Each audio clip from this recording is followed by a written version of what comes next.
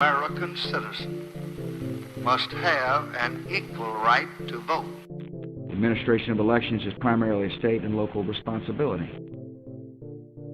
Whether you voted for the very first time or waited in line for a very long time, by the way, we have to fix that.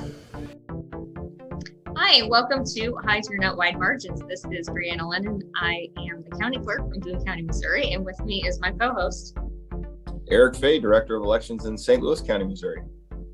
And we are really excited to talk to you today about our podcast, which is High Turnout Wide Margins, but also how we've been trying to use it to fight misinformation with the nuts and bolts of elections administration over this past year. So at the end of last year, as we were going through the end of the 2020 election and election officials were feeling worn down and starved for contact other than Zoom meetings, because we're used to having these really good conferences where we can share all this information, we can share best practices, and we can actually commiserate on what we've been going through. All of these news articles have been coming out about how much pressure we had all been under, how many people were leaving the profession, how we were going to help bring new people in. And yet at the same time, we hadn't really created a space in the digital world to try to share any of that information or talk about things that you can do in your own office to help make your job easier or more efficient, or what's happening in neighboring states that you might benefit from if you brought it into your own jurisdiction. And so we thought about the idea of, well, maybe this information does exist. Maybe it's just out there in a podcast form. There's a lot of people that put out podcasts, but it turns out there really wasn't anybody. And the reaction was extremely positive and optimistic that it would be very beneficial if we did do that. And so we kind of took that and ran with it. And at the end of December and the beginning of January, we launched our first episode. So why are we doing this? Well, education community, and we're nerds. Brianna has even made high turnout, wide margin swag. And I think one of them says, I'm an election nerd, right? Something like that. It does, yeah. Yeah. So I think we said in our first episode, it's for all these reasons, but it's also for kind of selfish reasons that, we just want to talk to people we're interested in. We want to learn from them. I think, as I might have mentioned, in election administration, we really like to employ the case method, copy and steal everything. So the more we can learn from each other, the more we can copy and steal from each other and use, because unlike private industry, in election administration, we're not competing with each other. We, to the extent that other people succeed, we succeed. It makes the whole community of election administrators better when more people are succeeding and doing new things and innovative things. So the podcast, I think, at least for me and for us, has achieved that largely, and we hope to continue doing it. And I think Brianna has some great audio clips as we move through this presentation, just to kind of illustrate some of these points. So when we started this, were we expecting that all of this was going to be, educational, community oriented? I mean, maybe. We weren't really sure what we were getting into. It's been extremely fun and very educational, but not always exactly what we expected it to be. But what have we learned since we started doing it? One, that narrative is absolutely everything. I mean, I think it'd be really interesting just to go through all of the logistics, and that this is what's involved. And we have, two part-time people, who have to go through all of this mail, and we have to sort all this mail. We have to check the voter registration list and look at this voter registration list, and this is how it works. I think people love those stories. And I think, quite frankly, because of all the misinformation, all the terrible, terrible, terrible attacks against election officials, nonpartisan election officials, I think have to come out and tell your story. This is who we are. You know, we are public servants. We are the people who are trying to make democracy work.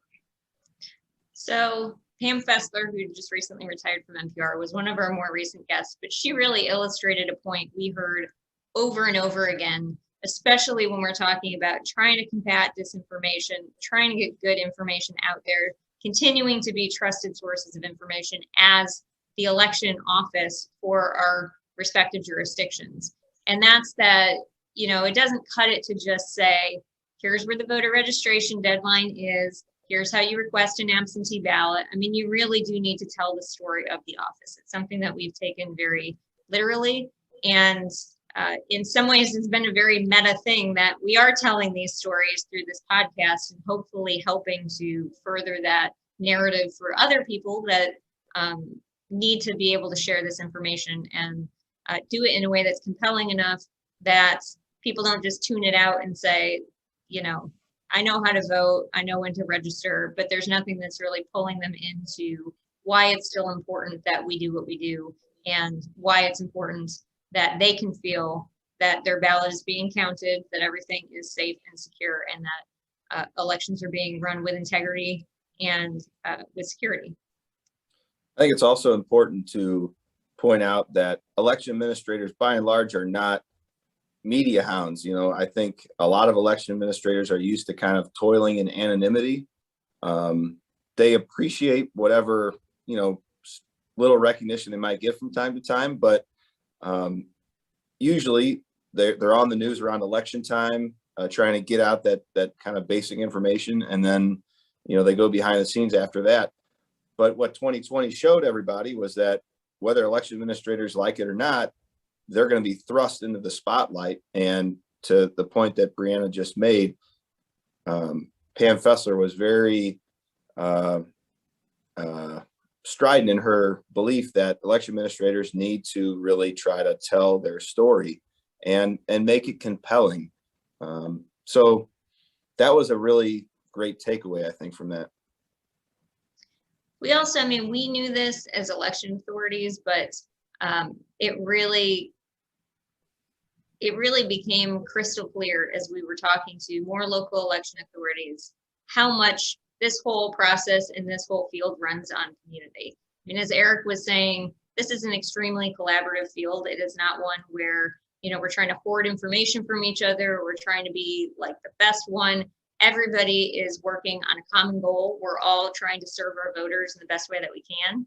And so it really becomes this kind of family-oriented group. And if you think about everything that we went through in 2020 and all of the different stresses that we had just as people, not just as election authorities, it's very hard to not be able to have that kind of camaraderie.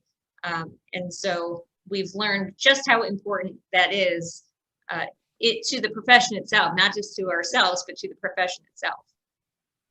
It's just fun to get around and chat. There's just something about when you eat or drink together and you're just letting your guard down a little bit, or formalities go away. You talk to whoever you want.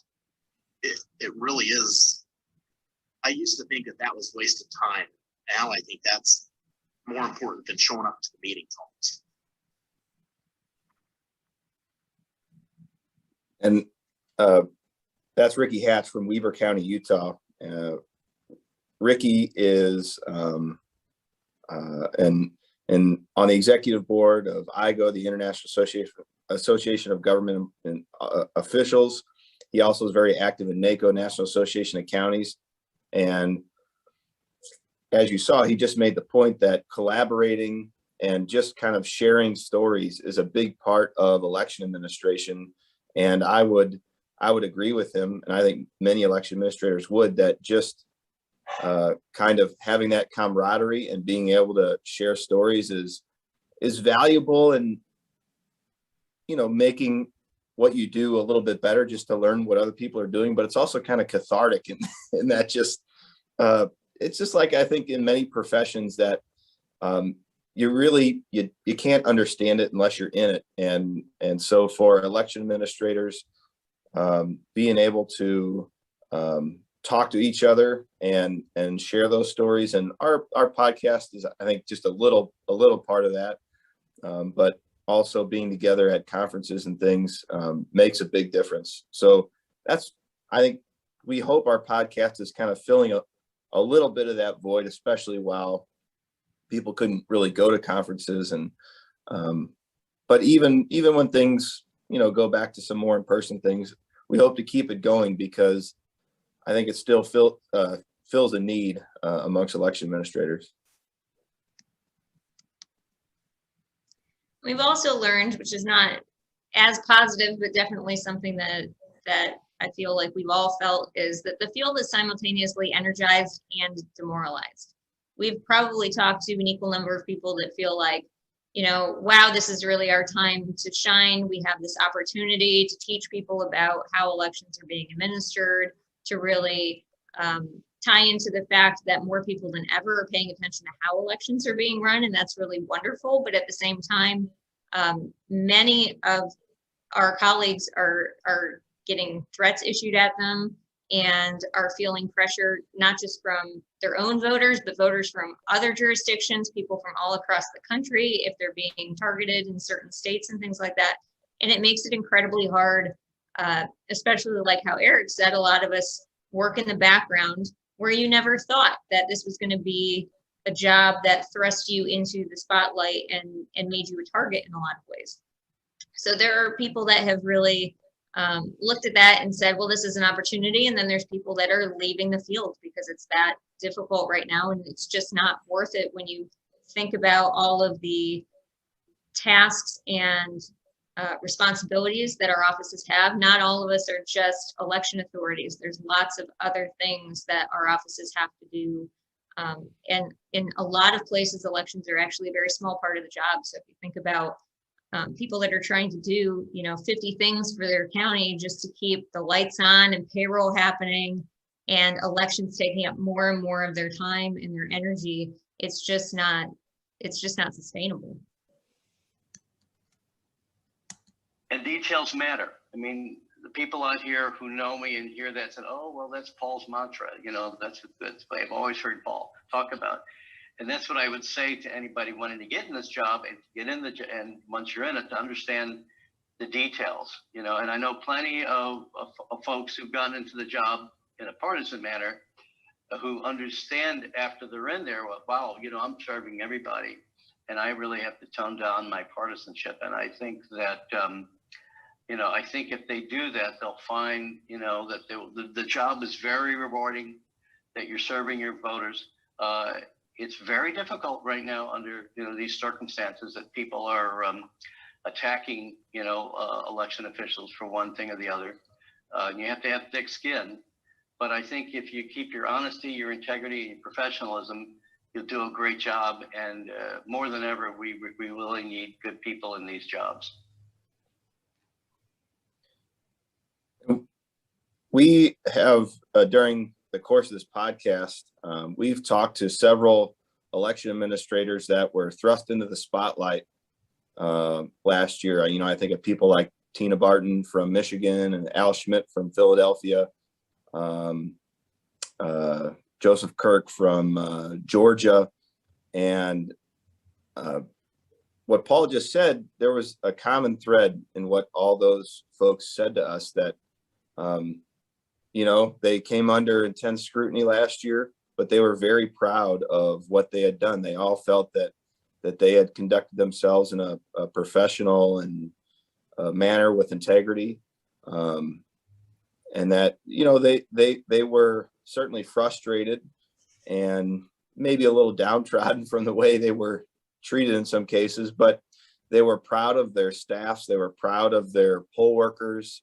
And they were proud of all the work that they had put in, and that at the end of the day, after the recounts and audits, which they had all done on their own volition, proved out that, at least in their cases, that the November 2020 election was very accurate and very honest. So,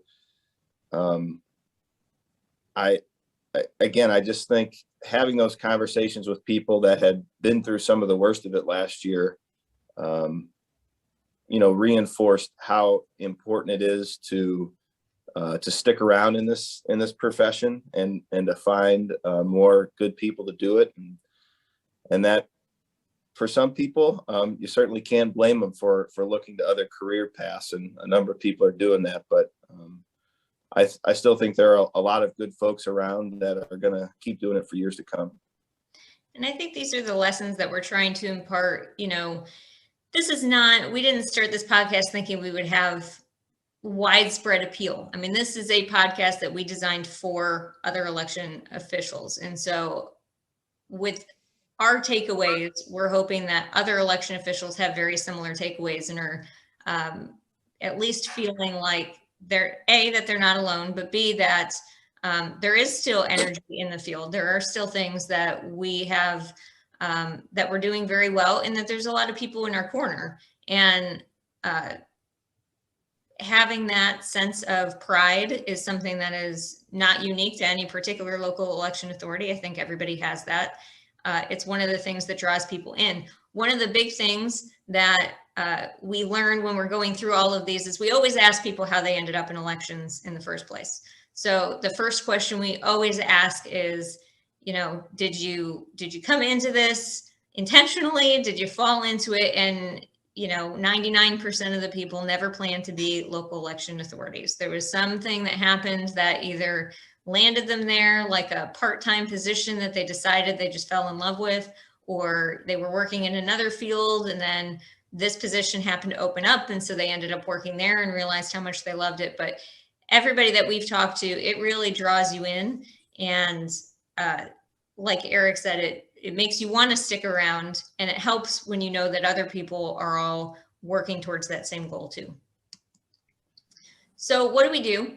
I mean, we're here presenting at DEF CON not to just talk about how fun it is to be an election official, but also to talk about, we've had this terrible misinformation campaign that had been going on all throughout 2020 that's continuing on through 2021. And we're looking at going into 2022 and what are we going to do?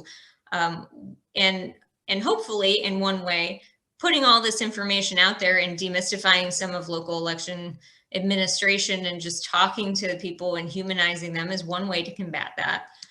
But the other thing we can do is collaborate. It's something that we naturally do anyway, but what we've seen over this past year has also been huge collaboration between industry, academics, people that had not necessarily all been in the same room and asking the same questions and trying to reach the same goals are now having all of these synthesizing meetings and discussions and conferences to try to get everybody on the same page, because we're all fighting now the same enemy, which is disinformation.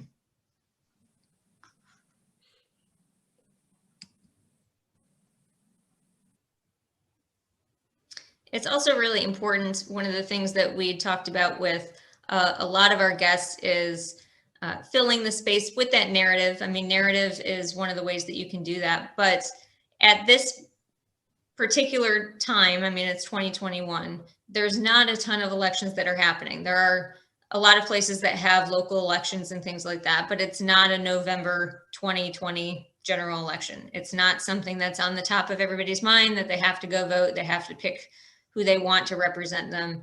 This is the time where we as local election authorities can do that collaboration, work on planning out for 2022, and start trying to be proactive and not just reactive. I mean, that's something that came through a lot too, is as we're preparing for future elections, we can do as much preparation as we want. I mean, that's in our DNA, is to make sure that we are 100% planned with all sorts of redundancies in case something happens in the election.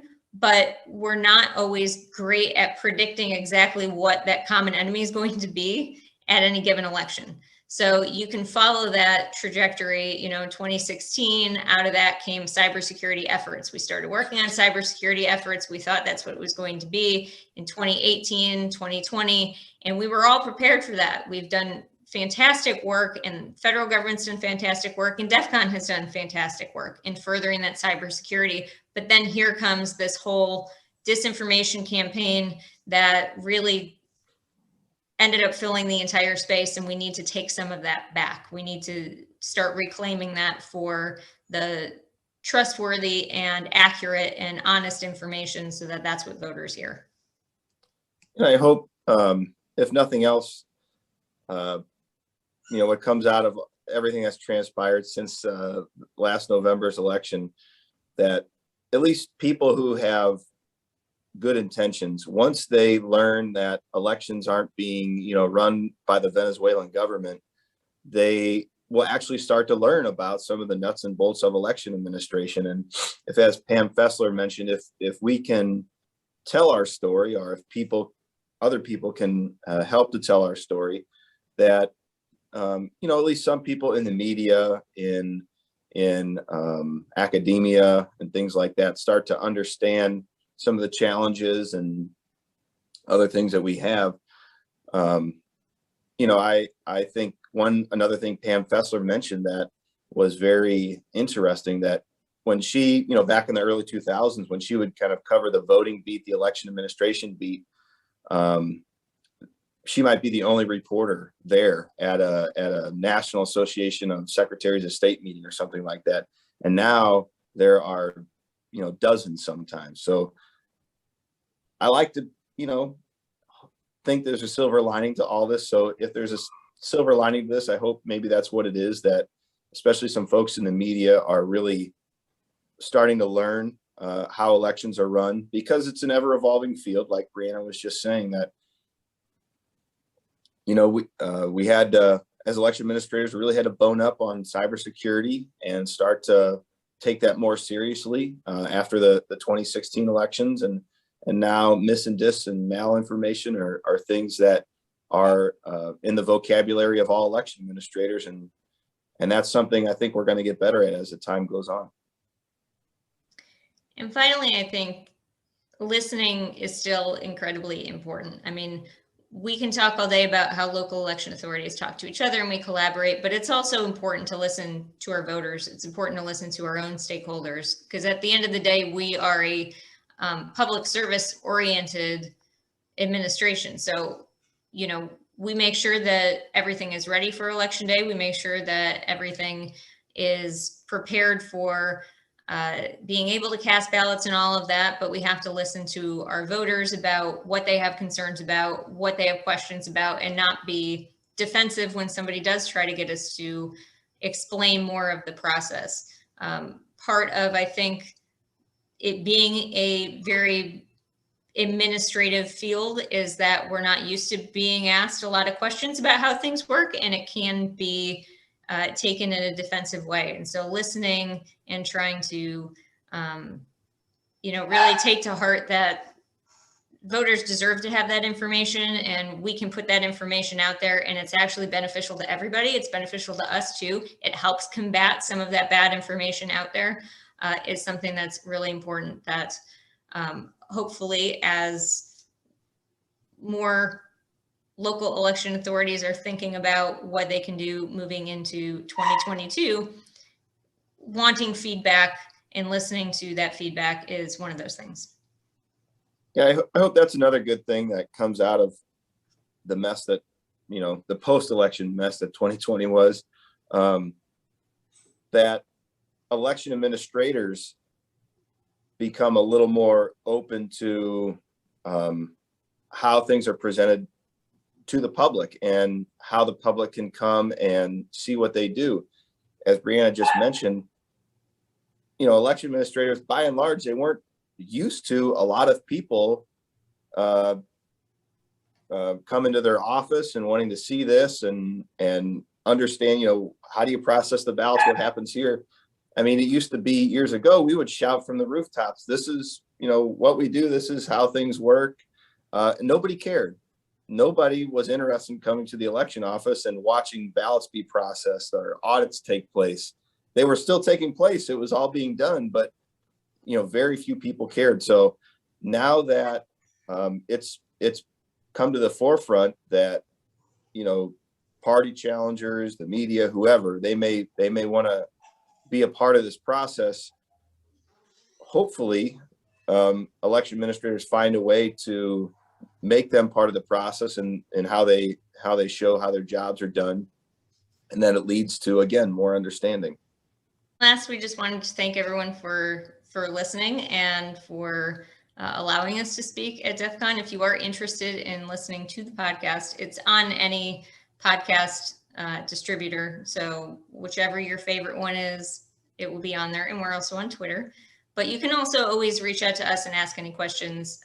One of the things that also has come to light is how much local election officials really don't mind talking to people that want to know more about it. I mean, it has not been hard for us to find guests necessarily because everybody wants to talk about what they do. And we are very appreciative to everybody that has been a guest on the show and really appreciate their sharing their experience and their information.